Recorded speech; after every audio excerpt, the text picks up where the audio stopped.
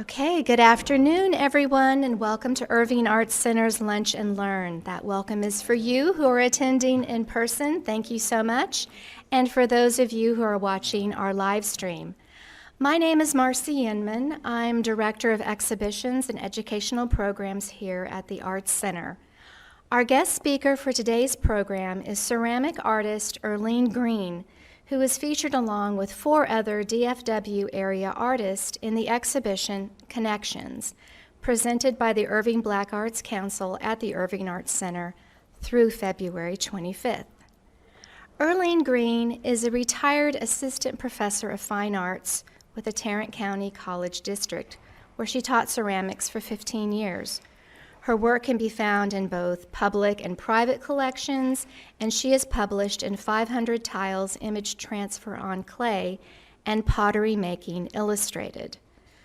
Earline studies and creates pottery to honor and preserve historical legacies.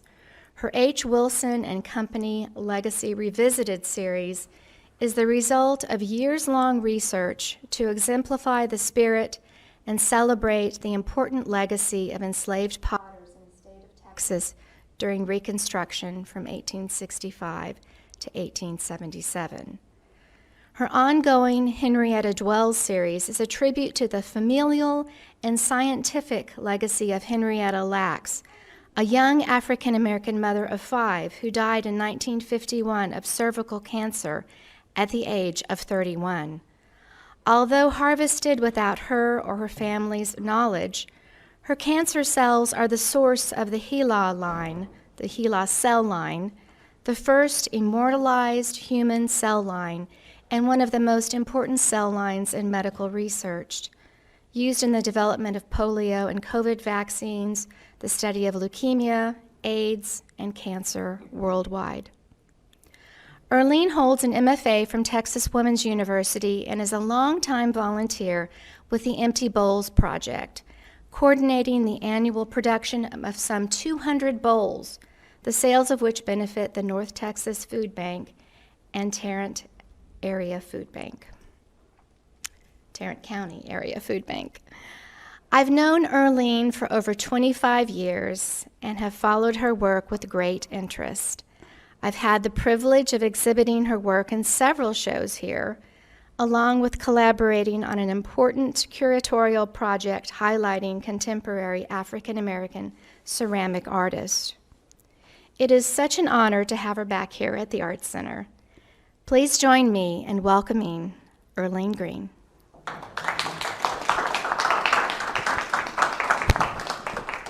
Thank you. Oh, I don't know what to say. I'm losing my mic. Good afternoon, everyone, and welcome. I prepared a video instead of speaking, so we'll watch the video, then we'll have a Q&A. Am I? Greetings, everyone. And thank you so much for being here today at the First Tuesday Lunch and Learn program. I am Earline M. Green, ceramic artist, retired assistant professor of ceramics fine arts, loving mother, awesome grandmother, and my mom's favorite child.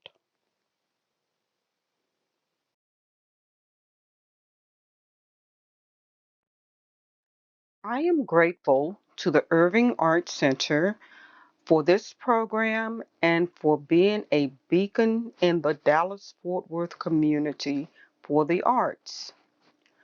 I'd like to thank Ms. Jerlene Miller and the Irving Black Arts Council for hosting the annual Black History Month exhibition. And I am grateful to Ms. Marcy Inman and her curatorial team for this powerful exhibition. I would like to introduce my exhibition partners, John Johnson and Gerald Lavelle, and celebrate 2 living legends in the visual arts community.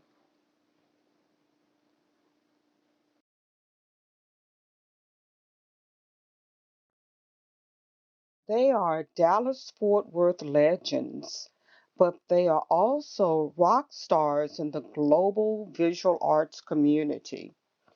Mr. Frank Frazier and Mr. Burl Washington. Gentlemen, I am honored to share this exhibition with you.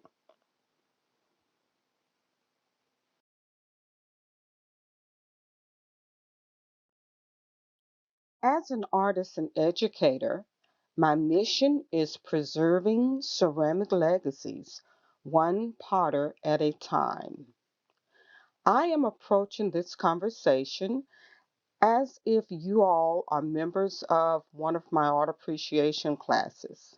My goal, engagement on the first day of class. After highlighting critical points in my 17-page syllabus, I prepare students for their introduction assignment. Students are encouraged to introduce themselves with their favorite baby picture. Here is an example of the presentation.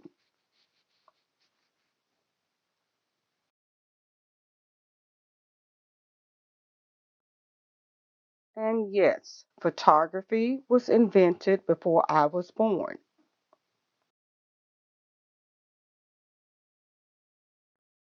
30 years later, I rediscovered this cool hairdo.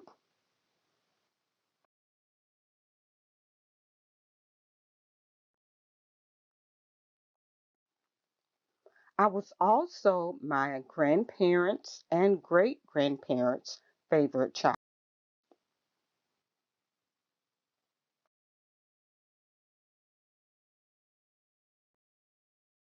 As a teenager, this was the picture my stepfather kept in his wallet.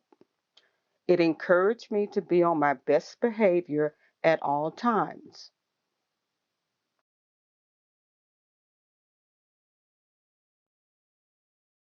This is how my children see me,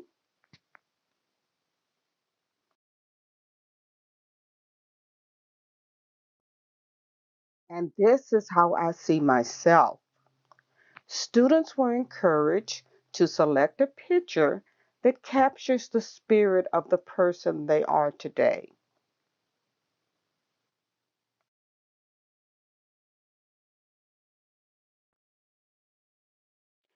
In 1996, I graduated with a Master's of Fine Arts degree in ceramics from Texas Woman's University. My first professional exhibition was here, a group exhibition called Breaking into the Mainstream.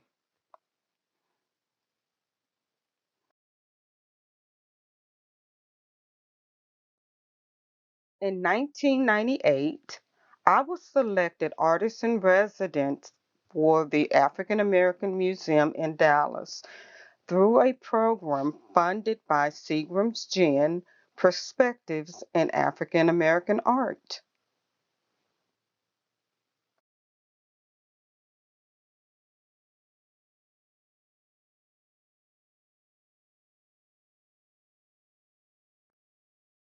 In 2002, I was awarded my first public arts project.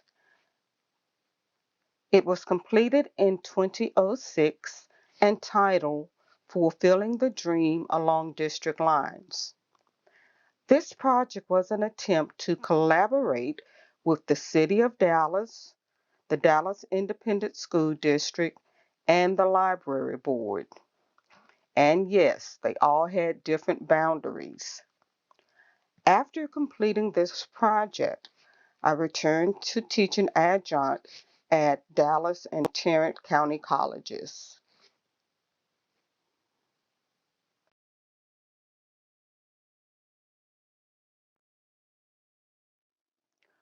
Quilts 1, 2, and 5 are spirit quilts, one for each high school served by the Dallas Library. Quilt 3 commemorates the work of Paul Laurence Dunbar. Quilt 4 represents the first two high schools for African American students in the Dallas area.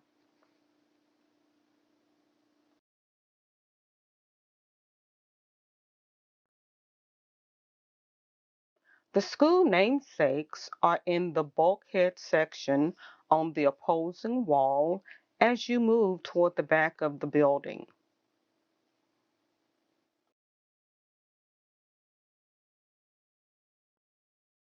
This is the Paul Laurence Dunbar commemorative quilt and a detailed section.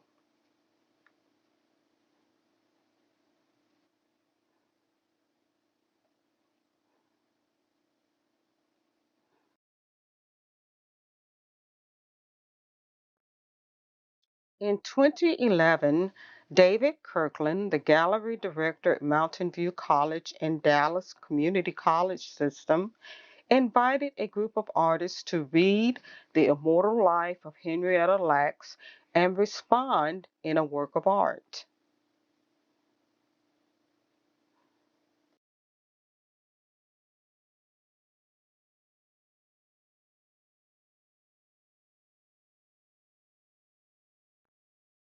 Drawing from my knowledge of quilting, I designed a quilt block based on Henrietta Lacks' family tree. Henrietta I is in the center of the block. Under her eye in purple are names of her children. The names in blue are the cures discovered by the HeLa cells. The next group of names in purple are her grandchildren, and in blue, more cures. The corners are the more popular cures and discoveries, such as polio, HIV, HPV.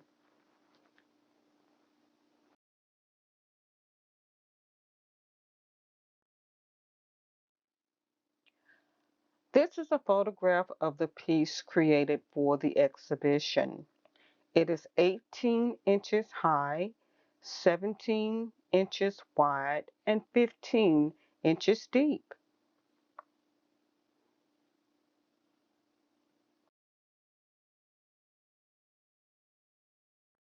In 2022, I rediscovered Henrietta. This is a twist of faith from the Henrietta Dwells series.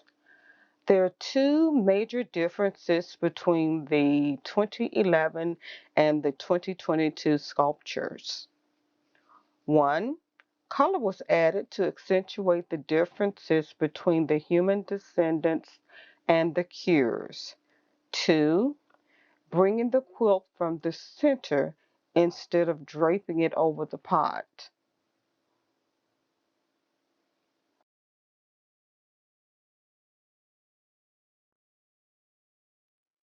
This is the detail of the center of the piece. It is fired porcelain.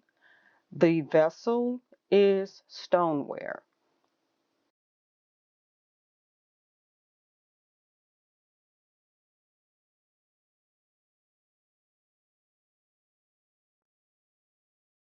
In 2018, I was awarded a faculty development leave to research the emancipated slave potters of the H. Wilson and Company pottery business.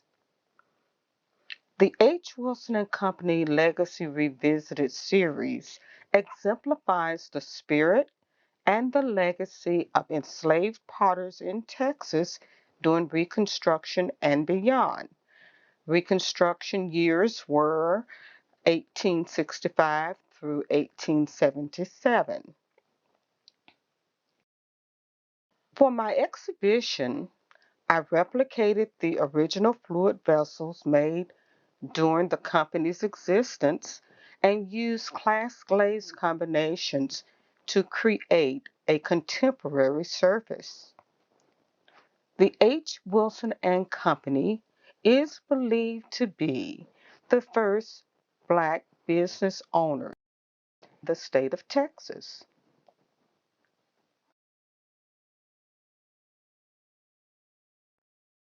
I learned that H. Wilson was a sister pottery company to Durham and Chandler. They were all a part of the Guadalupe Pottery Company owned by Presbyterian minister John McCamey Wilson in the late 1850s. Rendering identifies many potters who worked at one or all three Wilson pottery sites. There are only 4 likenesses from actual photographs.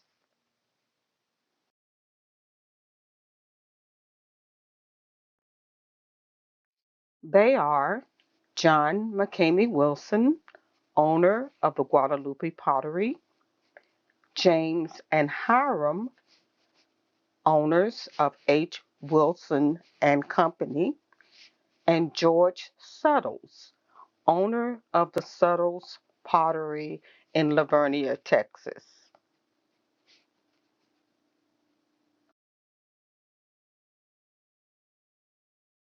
The other hollowed-eyed images are based on biographical information. The search for their images are ongoing.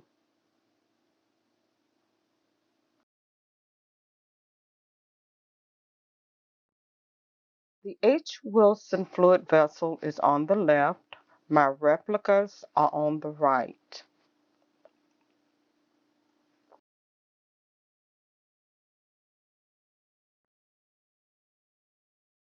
On the right is a glazed replica of the H. Wilson fluid vessel.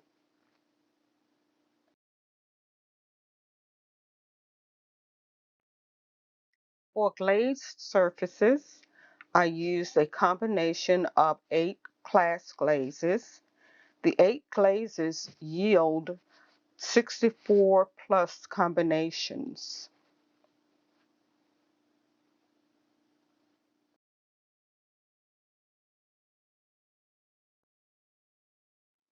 On the left, a glazed vessel before firing.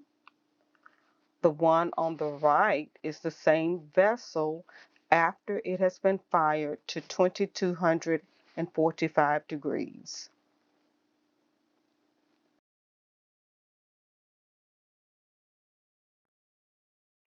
The 2022 Faculty Development Leave exhibition evolved into a Fine Arts Department event. Director of Theater Melinda Benton Mueller responded with an original performance that captured the essence of a respected Black businessman in the late 1880s.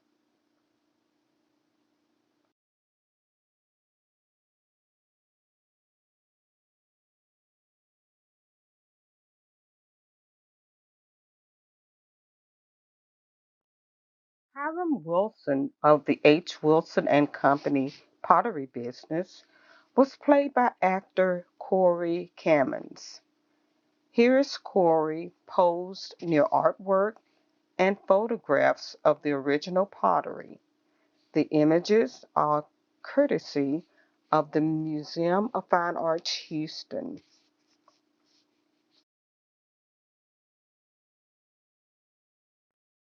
The director of dance, Kiera Amison, responded by choreographing a dance performance based on the H. Wilson Pottery legacy. This was an interactive performance with dance students and the pottery created for the exhibition.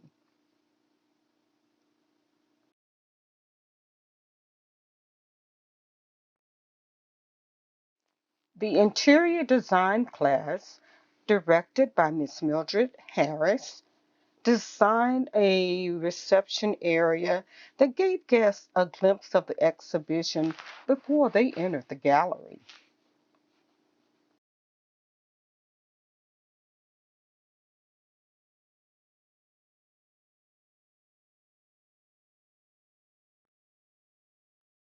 Rose to Arlen celebrates a common thread shared between grandmothers and granddaughters.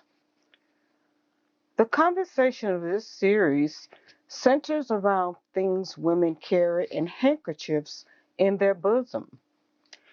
Each generation is represented as a handkerchief made from a copy of the owner's creation or a commemorative block constructed in 2006.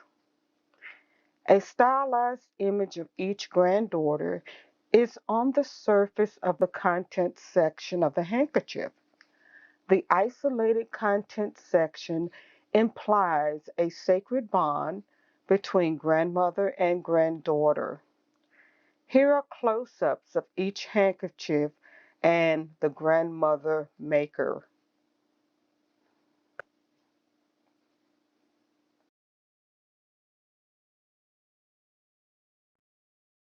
The first sculpture represents makers prior to the documented grandmothers in this series.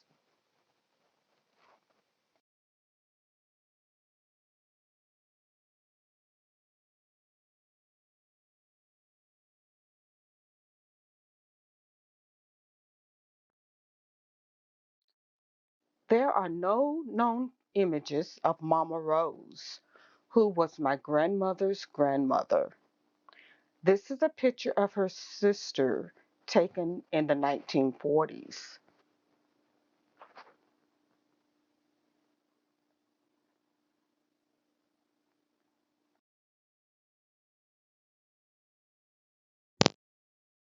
Rose was a quilt maker. Her granddaughter was my grandmother, Virginia.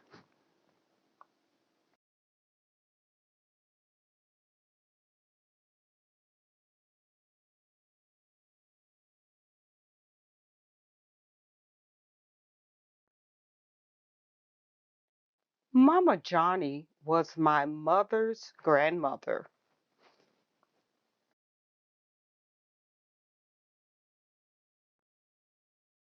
Mama Johnny was known for her embroidery.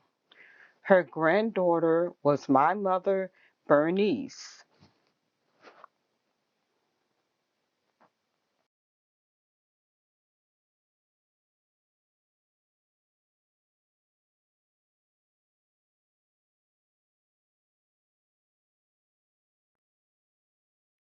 Mama Ginger is my grandmother.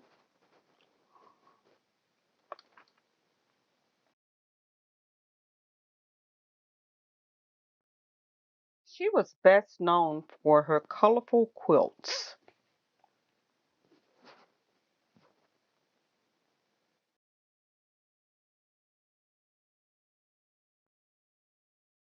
Mama Ginger's granddaughter, Earline.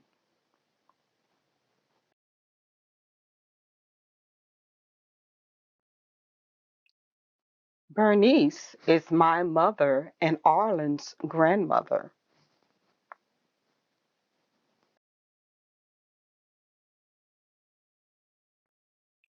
Bernice is best known for crocheting.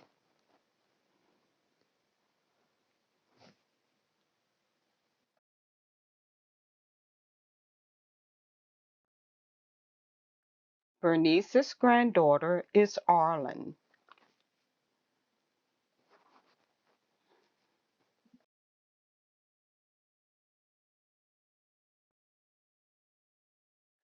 This is Earline, best known for making stone quilts or quilts out of clay.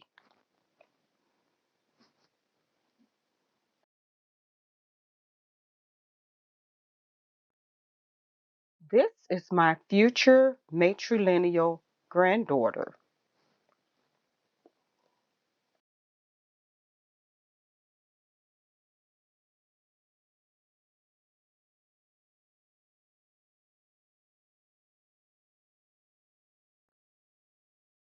This is Arlen.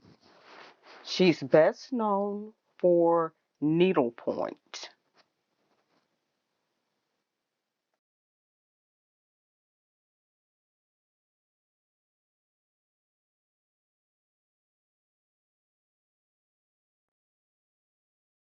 The last conversation I will share with you today is on Benue. Benue is my commitment to community service. I am an avid supporter of the Empty Bowls Project.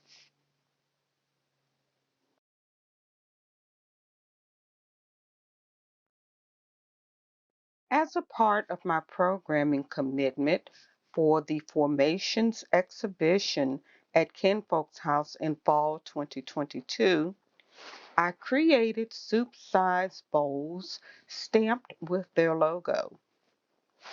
In November of 2022, Kinfolk House in Fort Worth, Texas, sponsored the first community bowl painting event under the Preserving Ceramic Legacies banner.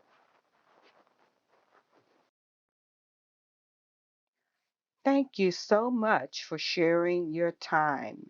You are deeply appreciated. It's my granddaughter. The puppy is my granddaughter.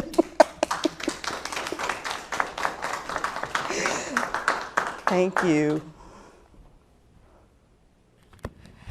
Okay, now we can have our Q&A session.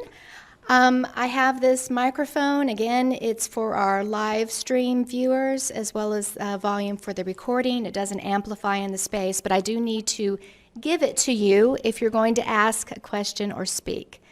So.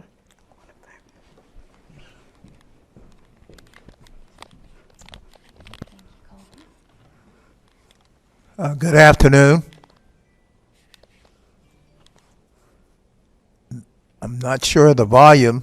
There's no volume. It's just it's the sound for the live stream. It doesn't Okay, amplify. good. I had two images to come to mind watching the presentation.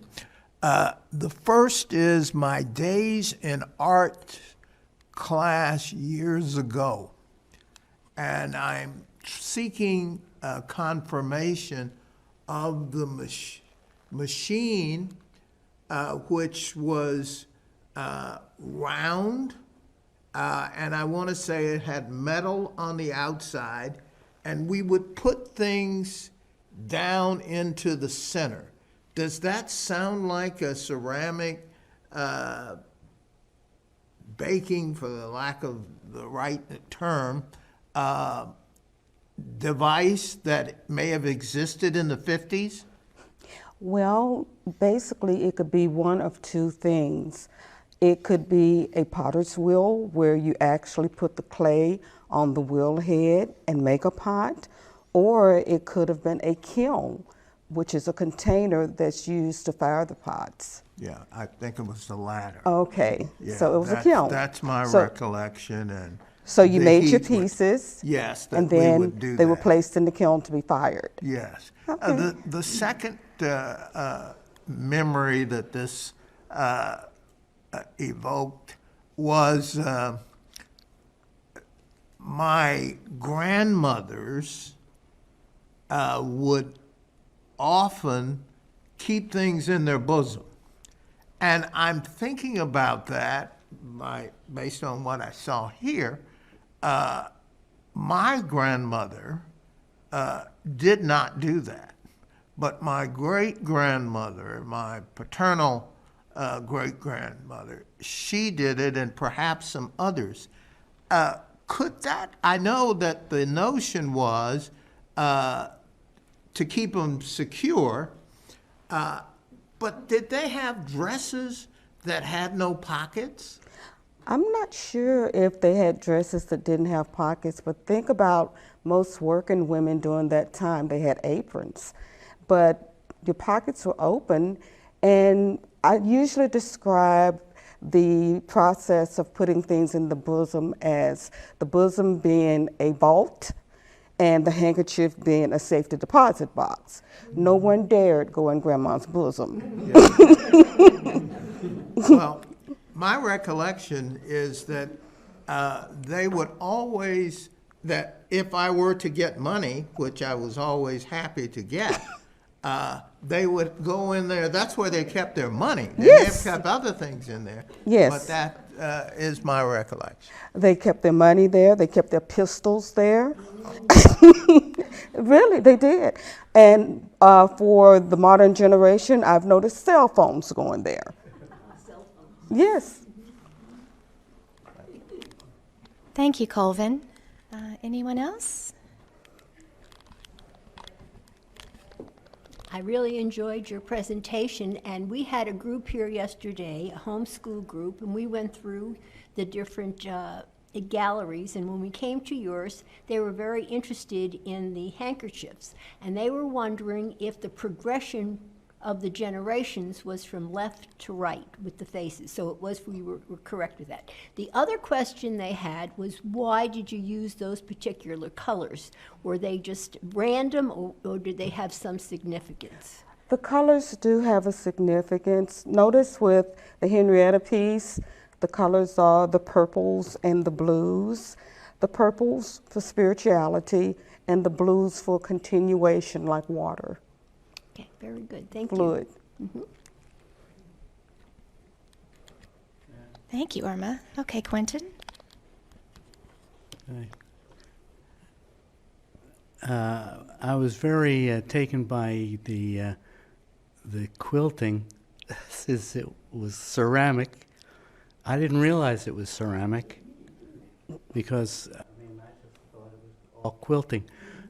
But I was wondering if you had ever thought of researching the quilting that was used on the Underground Railroad. Yes, sir, I have. There's a lot of symbolism in my quilts. A lot of the blocks tell stories of things that cannot be said out loud. So that hidden symbolism that was used with the Underground Railroad appears in my work. Oh, It's woven into it. excellent. Thank you. You're welcome. Jolene.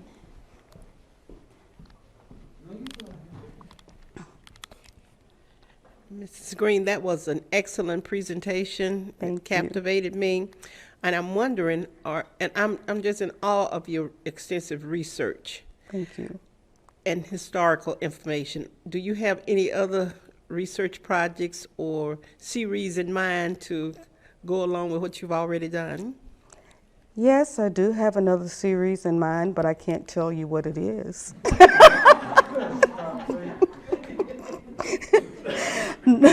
Not until I actually get the plans drawn up, because usually when I release information, I want it to go on my website first, sort of to set it and move on from there. But as far as my research is concerned, I am continuing the research with the enslaved potters. There were many more. Wilson potters are just the tip of the iceberg. So I plan to visit some sites in East Texas because there was a heavy pottery business influence in that area. So there are more. Stay tuned. Yes. And I am working on a series of blocks for Wilson pottery.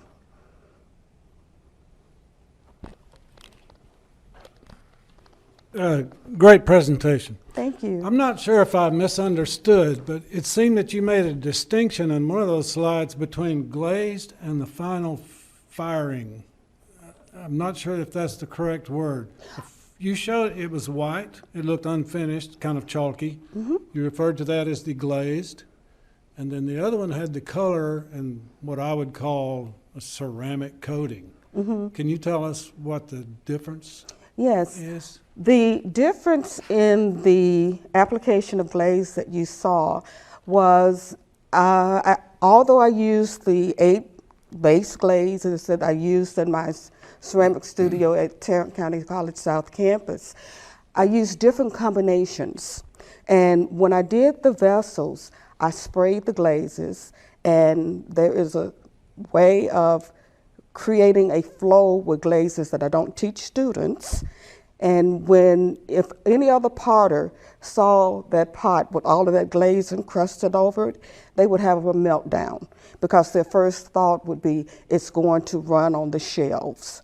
So the chalky looking one was after I finished adding the glaze to the pot. And the color one with the runny glaze was after it had been fired to 45 degrees. Okay. And that glaze is, for lack of better terms, it's dirt. It's made of earth. Is that correct? Yes, it's made of earth. And the mixing medium is water? Yes. Okay. That's Just different so that's gotta parts be of as raw old as materials. man itself. So what? That has to be as old an art form as man has ever done. This is true. And water. But That's fascinating. try to convince the painters of that. Well, they have a good argument because they had access to pigment. I'll let you two fight that out. Well, that's another fight altogether because you know my thought process is when you can weave your own canvas, grind your own pigment, then we can compare apples to apples because that's not what's happening. Well, one more thing. This gentleman took my question, but I think at first I thought, you're really fooling us because I couldn't, in the beginning, I really couldn't tell which was a real handkerchief and which was the ceramic version of that. Now, to me, that's not really important. Artists have been practicing what we call trompe-l'oeil forever. But what's really important and what impresses me is that you took your family's history and turned it into your own art form. So that's really interesting. I really like that. Thank you. You're welcome.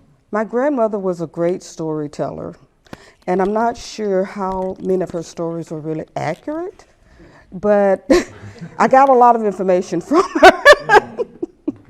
And with the Henrietta quilt, there's a section along the borders with a quilting style called string quilting. And she told me that her grandmother taught her how to do that. So the little strips of fabric that are put together is actually a quilt pattern. He sort of took part of my question, but I really enjoyed it. And one of the things that I enjoyed the most is the history of your family. So much of history of women is not recorded. And so much of family history comes down through the family, through the women, while you're quilting together, sewing together, washing dishes together, cooking together. And my family was the same. And I really appreciate that, and I really connected to that personally, to your art. Thank you. And another question that I have was about the bowl project that I really didn't grasp exactly what that was. Okay. I have worked with empty bowls since I think around 2006, 2004, 2006.